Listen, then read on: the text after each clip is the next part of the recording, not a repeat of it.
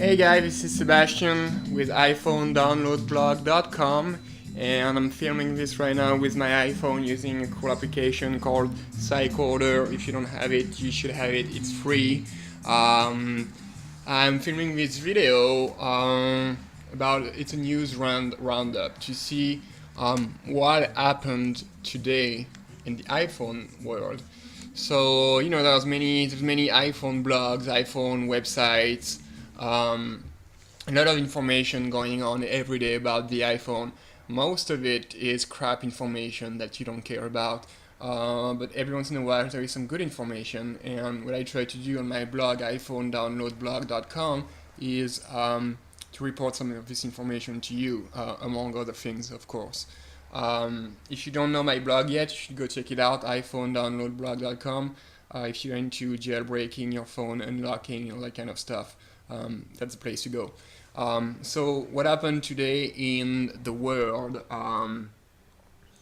I posted a few minutes ago this iPhone news roundup for September 24th, 2008 on my blog, which you can see here. So what happened today? So I wrote I summed up a bunch of news, and I'm just gonna go over what I think is important or fun or deserves to be talked about. The first one is a news from MacNN about Ringtone Feeder, which offers ringtone archive access. If you don't know it, Ringtone Feeder is an annual subscription where you pay $30 a year, and every week you received 4 ringtones for your iPhone. Now they added a feature for $10 more a year. You can get access to the archives, so to the past ringtones that they have created. So I thought that was pretty cool. I don't use the service myself. I make my own ringtones, or actually I don't even use custom ringtones these days. Second news, still from MacNN. The title of the post is "Circulating Trojan File Targets iPhone Followers." So if you read my blog on a frequent basis, I talked last week about an email that was sent to people who have iPhone, and it told them about a cool little game on the iPhone, and when they hit the game, actually it was a virus. Well, we get the same thing again going on. Apparently, the malware is called banker.lkg Trojan, and the file that you would receive in your email would be called videophone1.exe. So if you receive anything like that, just don't open. And I still don't understand how these work, like who's stupid enough to receive an email from someone they don't know and open it? Open the attachment. You open the email, that happens to me every day, but you don't open the attachment. I mean, come on, people. Third news, this one is fun, funny, interesting, whatever, from electronista.com. It's about AT&T that's publishing a pro iPhone anti-storm sales guide. In a few weeks, the new BlackBerry Storm, which is supposed to be the competition of the iPhone, is coming out, and AT&T released a internal memo, and of course this memo was leaked, and it highlights some of the features, the advantages of the iPhone over the Storm. I'm sure there are many of them.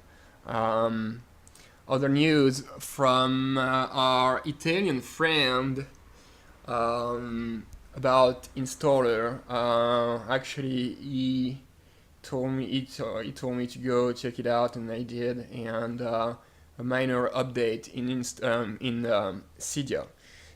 For those of you who don't know, Cydia is the installation program, if you prefer, for jailbroken iPhones. It's kind of like an app store for jailbroken iPhones, except pretty much everything is free, and it's much, much, much better, I think, than the App Store.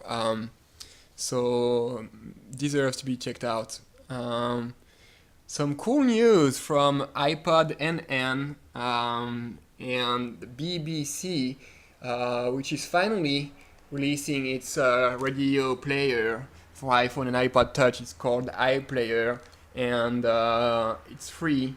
And go check it out. It's really neat. You can listen to a bunch of podcasts, episodes. If you're into good information, good news, go check it out. It's really worth it. So again, go to the blog, iPhonedownloadblog.com, and you've got all these links, okay? iPhone Developer University Program. Oh, iPhone is looking for more, Apple is looking for more developers, because probably all the good developers are going to go work on Android now. If I was a developer, that's what I would do. I wouldn't focus my time on iPhone and be restricted from all around the place. So Apple created the iPhone Developer University Program for universities that only include teaching classes about developing for the iPhone. Oh, that's so cute. Good review on the unofficial Apple web blog about Explain 9. I'm not really into games. I don't play much games, except with girls. No, I'm joking. Pretty long review from Steve, from Stevenson. So it actually makes me want to try the application, just this review. And another review we had, very good review too, from just another iPhone blog. Our buddy Joe T over there did a pretty good review of Fizz Weather. So if you're like me, you don't give a shit about a weather application, because I know what the weather like, and I don't need to know what it is because I already know if I look for the window. But some people are probably interested in having a more optimized application for the weather. So Jyoti gives a very, very good, again, overview of the application, and if it wasn't a paid for application, I would probably download it just to try it out. Again, from the unofficial Apple weblog, reporting a new application called Sumizer, the Twitter trends on your iPhone. Sumizer is already a website, which is pretty much a search engine for Twitter.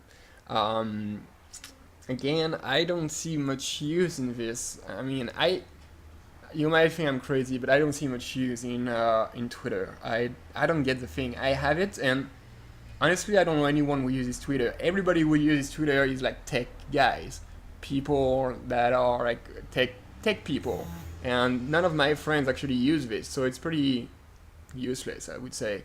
But it's cool. You know what? I check it out every day. I check out my Twitter page every day to see what people are saying and stuff like that. But, so Summarize comes to the iPhone, and again, $5.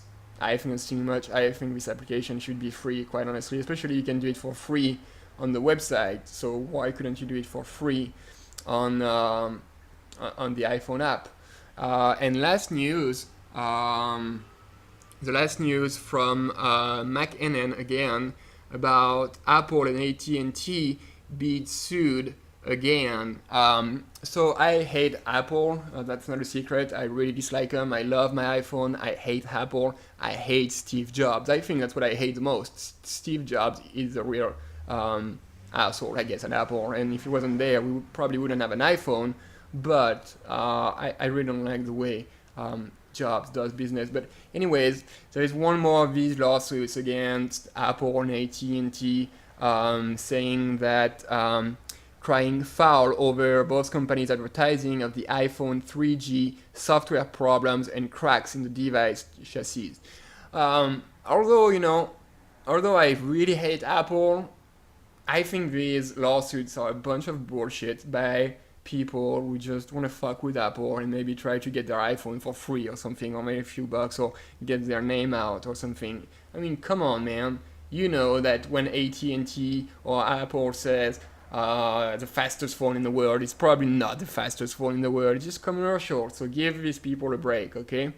And I think that's about it for the news today. Again, I've got much more on my site, much more news with all the links and everything.